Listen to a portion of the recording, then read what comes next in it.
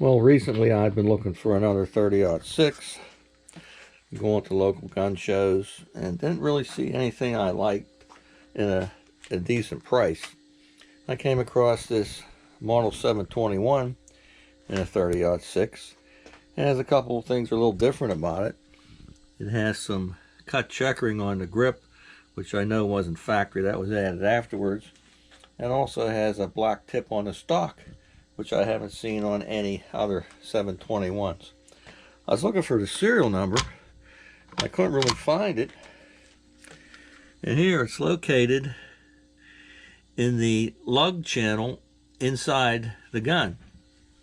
I checked the date code on the barrel, and this happens to be a 1948 model. They made these guns between 1948 and 1962. It has a 3-9 by 40 universal scope, which I never heard of, but it might be original to the gun, I don't know. 24-inch barrel, and I thought it was a good find. It has a recoil pad. I like it.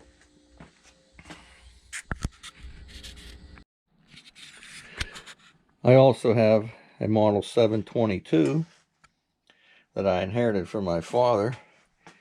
He bought it new back in 1952. I started hunting groundhogs with this gun. It has a date code of 1952.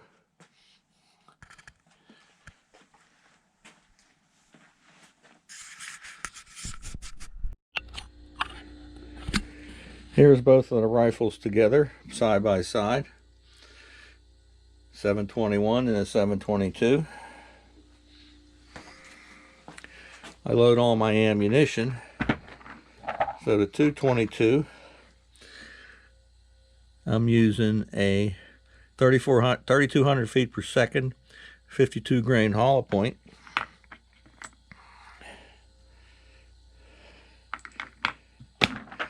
And for the 30-06, I want this one for bear.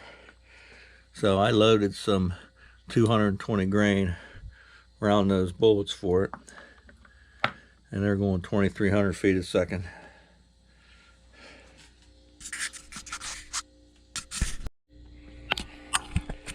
I have a model 700 in 30-06.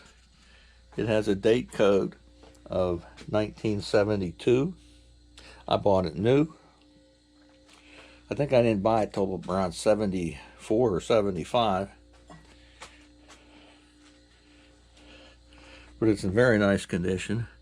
I've shot a few deer with this gun. It has a 3-9 by 40 Nikon scope on it. I was talking to a guy once that buys guns, and I was trying to sell one gun I had, and I said, well, it's got this scope on it, and the guy says, I don't give money for any scopes other than Leupold and Nikon. Now that was a few years back. I'm sure there's a couple other scopes that have some great names. Budget scopes, not like a Zeus or a Swarovski, whatever they're called. This here's a Remington 700 and a 243. It's the same vintage as my 30-06. I bought it new. It has a date code of 1973. And I shot a lot of groundhogs with this gun. A lot of groundhogs. It has a 3-9. I believe that's a Tasco on there.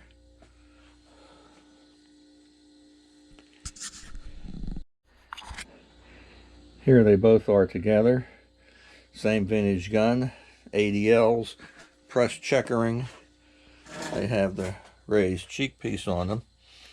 And they're very solid, good guns. I really enjoy them. 30-06, I reload with a Hornady 150 grain ballistic tip. And they're going 2,900 feet a second. With the 243, I have 87 grain hollow points going 3,000 feet per second.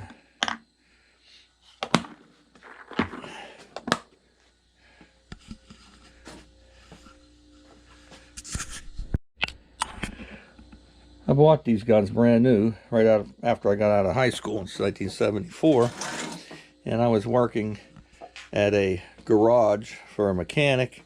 I was running parts and learning how to do some mechanical work, and there was a guy that worked at Kmart, was the sporting goods manager. We worked on his car all the time, and he would let us know when he was having a big sale and we'd go get a gun. I know I paid under $200 each for these guns.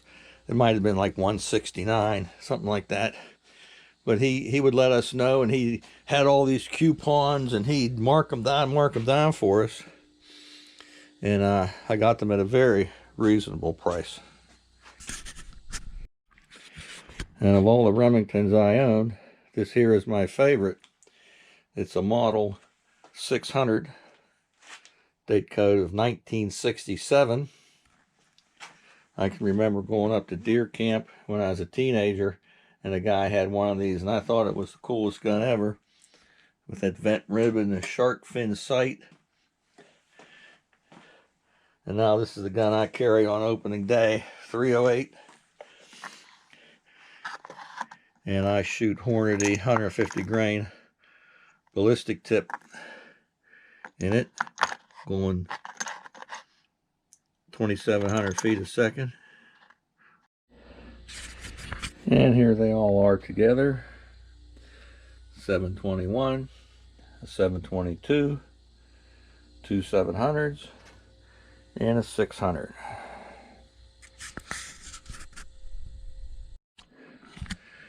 I mean, other guns I have in my possession are some Winchesters, some lever action Marlin, a Henry, there's a Weatherby Vanguard, some smaller stuff. There's a Ruger American Ranch, a few pistols.